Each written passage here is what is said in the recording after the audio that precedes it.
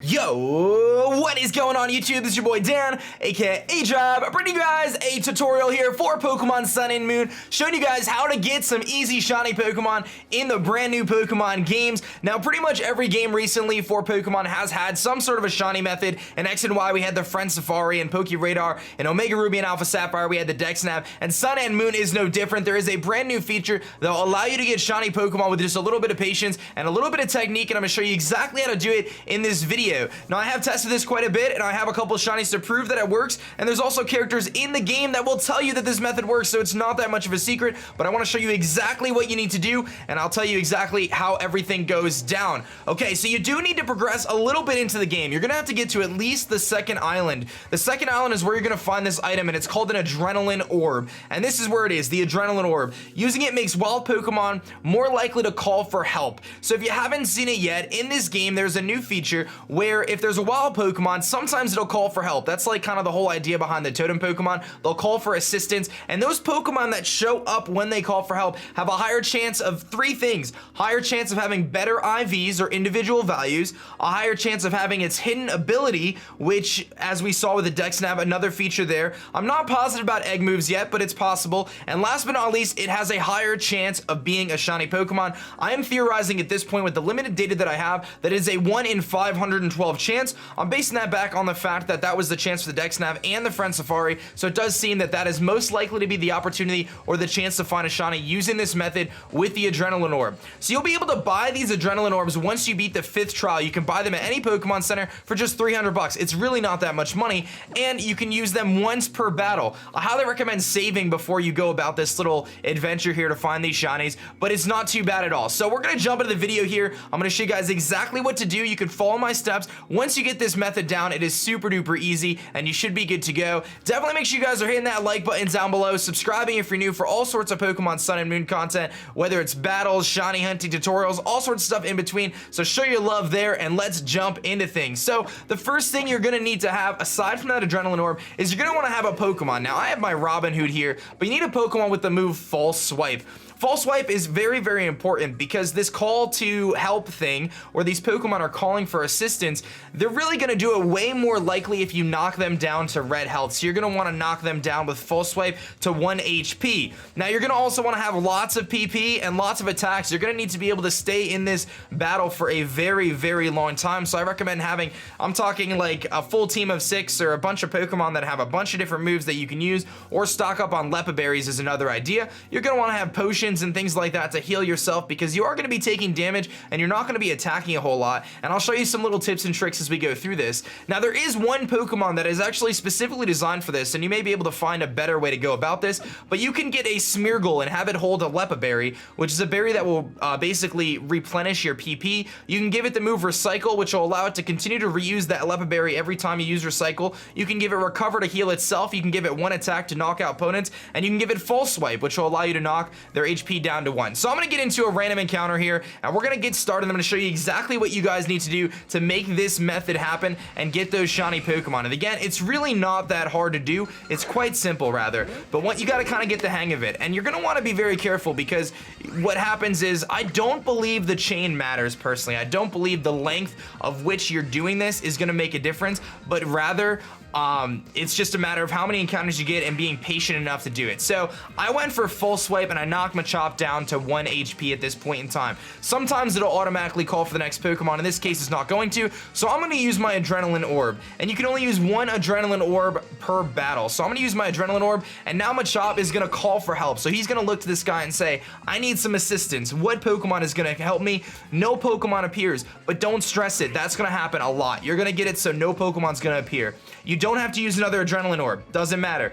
All you have to do is be patient. So here we are. We're in a situation where we have a Machop on 1 HP, and we've used our Adrenaline Orb. Nothing showed up. So we need to kill a turn. We need to waste 1 turn here and not attack the Machop, because if we knock out the Machop, the battle ends. So there's a little trick here to waste turns. Now, what you could do is you can switch Pokemon out and return the Pokemon and send out a different one, which will burn a turn. But a way I found that you can actually burn turns is there's items like Antidotes, Awakening, you know, things like that. And you can actually use an antidote on a Pokemon that's not poison, and it'll say no effect, and it won't get rid of the antidote. So the antidote will stay in my bag, and I never wasted the antidote. So it's a way to kill turns without actually wasting any items, and it's very, very fast too. So here you're gonna see the first Machop appears. Now this Machop has a much higher chance of being a shiny. It's not a shiny, but it did have a higher chance of being a shiny, of course. And now all I have to do is I'm going to go for the move Peck, or any move you want, and I'm gonna knock out the Machop that is the higher amount of health. There's no reason for me to knock down the 1 HP Machop, because that's the one that I want to keep there calling for help.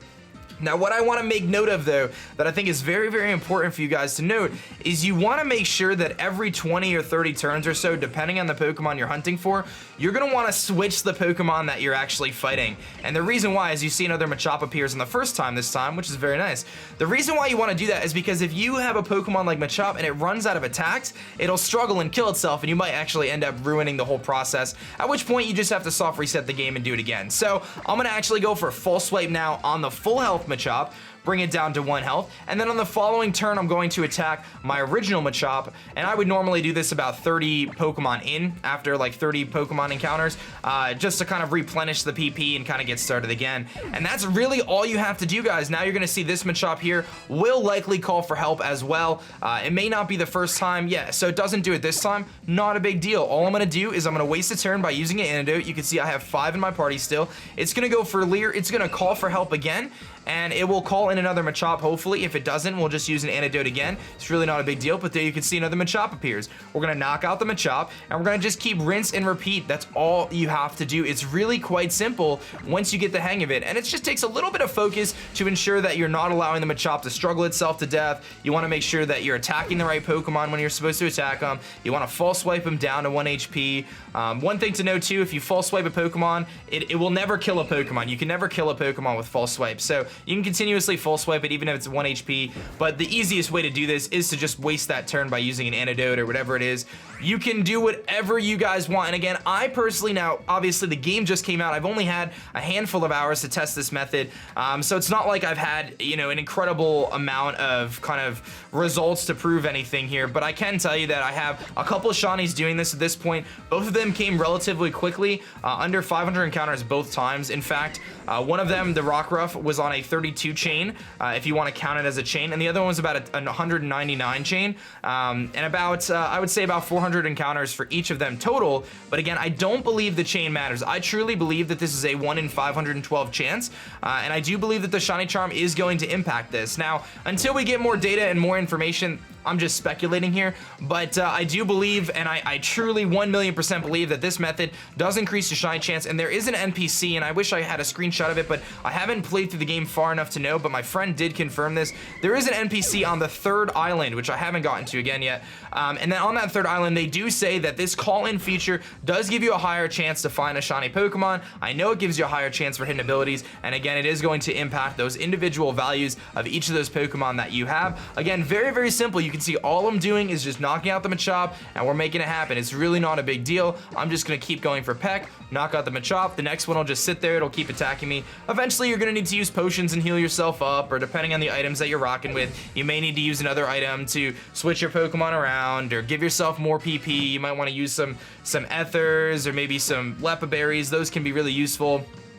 PP max, etc. What I recommend the most, though, is if you really want to get into this, and I'm going to eventually get to this, I haven't done it myself, but you can really kind of craft that Smeargle set that I mentioned earlier. The Smeargle holding a Lepa berry, which will restore its health. And again, no Machop showed up this time. Very simple. I'm going to bust out an antidote. I'm going to heal up and just use an antidote. It's not going to do anything. This Machop is eventually going to call for help again. Another one will arrive, and we should be in pretty good shape here. Usually after a blank call, the second call will bring a Pokemon forward, but don't stress about that. If that happens, it's really not a big deal. Just keep on chugging, man. All you gotta do is just keep going. And the key here, guys, is you have to be patient. You have to be patient. I understand shiny hunting can take a while. If it takes you hours and hours and hours, you have to understand that's what you're giving up to try to get this shiny. It may show up in 5 minutes. We may get him a Machop right now. I don't know. But you just have to be patient and just test your luck. Just stick with it. And I promise you, if you stick with it long enough, you will find the shiny. I have over 450 shinies in my lifetime. I'm telling you, man, it's all about patience. You just got to stick to the grind. Keep knocking out those Pokemon, whether it's Machop, whether it's a Rockruff, whatever it may be, and you should be good to go.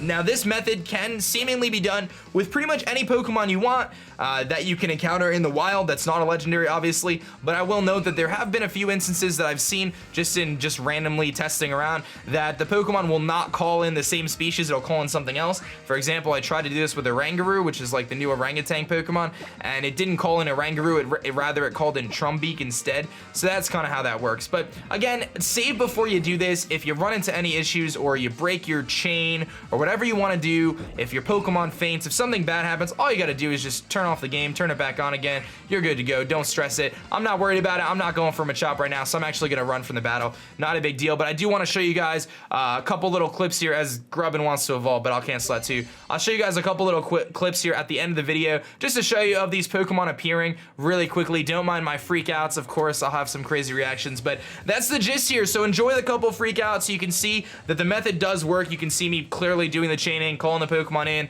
The called in Pokemon does shine. I promise you guys it works. So definitely get to grinding, man. I'm gonna do some research on my own. I'm gonna get my my subscribers and my Discord server kind of rocking here. We're gonna create some sort of a template and try to figure out, you know, what people's experience with this is, how fast they get the shinies. We'll start to run some numbers and see what kind of results we can get and hopefully come to some definitive answers. But my gut feeling is telling me it's gonna be 1 in 512, which is essentially 1/8 of the original shiny chance, and I do believe that the shiny charm will impact this as well and bring that probably down to about 1 in 200, just kind of going based off of what the dex nav was based on. So that is that, guys. That is our new shiny hunting method for Pokemon Sun and Moon. Quite simple. Good luck out there. Let me know in the comments section below if you have any luck getting any of these shinies, and I wish you all the best in your hunting. Definitely hit that like button down below. Subscribe if you're new for all sorts of Pokemon content. We got all sorts of Sun and Moon stuff coming out, including plenty of shinies, battles, Let's Plays, all the stuff in between. And that is going to be that for me, guys. Enjoy the shiny reactions. I'll catch you guys later. My name is Dan. I'll go by A-Drive.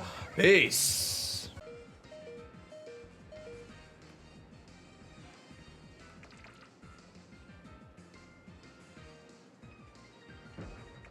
Yes! Yes, I got it! I got it! Yes! 198 counters! Let's go for the two-biter!